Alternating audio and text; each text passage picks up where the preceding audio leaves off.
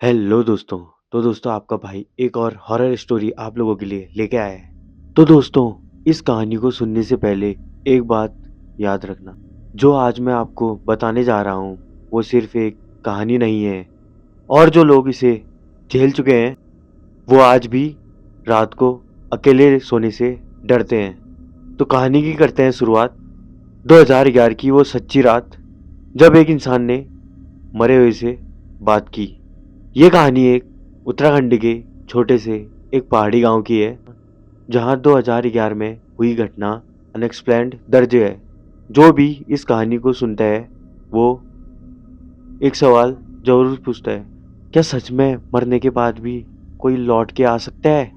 कहानी पूरे ध्यान से सुनना, क्योंकि अंत में जो होगा वो आपको चुप करा देगा। साल था 2011, तारीख थी 17 अक्टूबर। उत्तराखंड पिथौरागढ़ जिले का एक छोटा सा गांव बनकोट।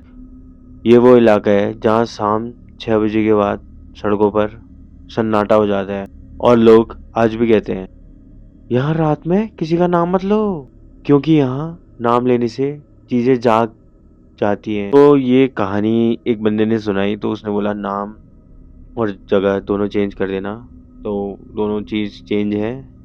इस कहानी का मुख्य किरदार था अमित रावत, उम्र 26 साल। उसका काम प्राइवेट सिक्योरिटी गार्ड, पोस्टिंग थी उसकी हल्द्वानी। अमित का ट्रांसफर हुआ और वो 3 महीने की छुट्टी आया अपने गांव बनकोट। गांव में उसकी माँ, छोटी बहन और एक पुराना पत्थर का घर। 3 लोगों की मौत अजीब सी हालत में हो चुकी थी। पहली रात, रात के ठीक 2:30 बजे अमित की नींद खुलती है तो उसे सुनाई देता है किसी के चलने की आवाज़ छत पर। धीरे धीरे भारी कदम। फिर अमित सोचता है कि कोई जानवर होगा छत पे चलने वाला।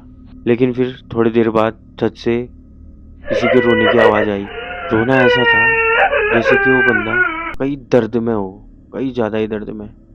फिर उसके बाद वो आवाज़ आई रोने की। फिर उसके बाद अमित डर गया था बहुत ज़्यादा।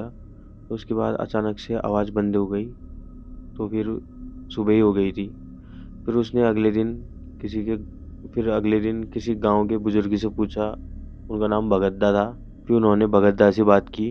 फिर भगतदा ने कहा, इस घर में 1991 में एक लड़की ने फांसी लगाई थी।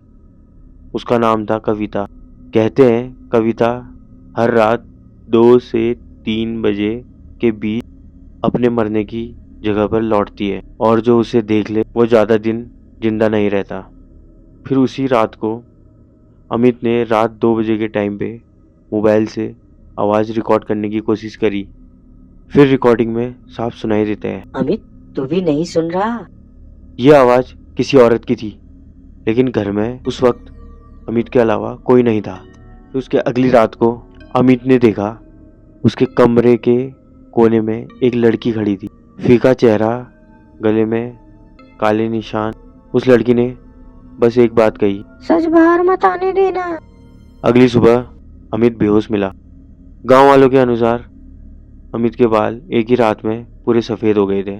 फिर अमित को हल्द्वानी हॉस्पिटल में ले जाया गया, लेकिन उसके फ़ोन में डॉक्टरों की रिपोर्ट आई तो उसमें मेंटल टाइप का कुछ रिपोर्टिंग आई। लेकिन उसकी फ़ोन की रिकॉर्डिंग में कुछ लास्ट लाइन थी, अगर मैं मर जाऊं तो समझ लेना कविता अकेली नहीं थी। आज तक वो घर बंद है और 17 अक्टूबर की रात आज भी वहाँ लाइट जलती देखी जाती। कुछ कहानियाँ डराने के लिए नहीं होती, कुछ कहानियाँ चुप कराने के लिए होती हैं। तो दोस्तों ये कहानी इतनी है। तो बाकी जो जिस बंदे ने बताया मेरे को ये चीज़, मैंने सोचा आप लोगों को बता दूँ ये कहानी। फिर मिलते हैं नेक्स्ट ऐसी ही हॉरर कहानी के साथ। तो वीडियो अच्छी लगी होगी तो लाइक, कमेंट, सब्सक्राइब जरूर करना। तो मिलते हैं नेक्स्ट स्टोरी में।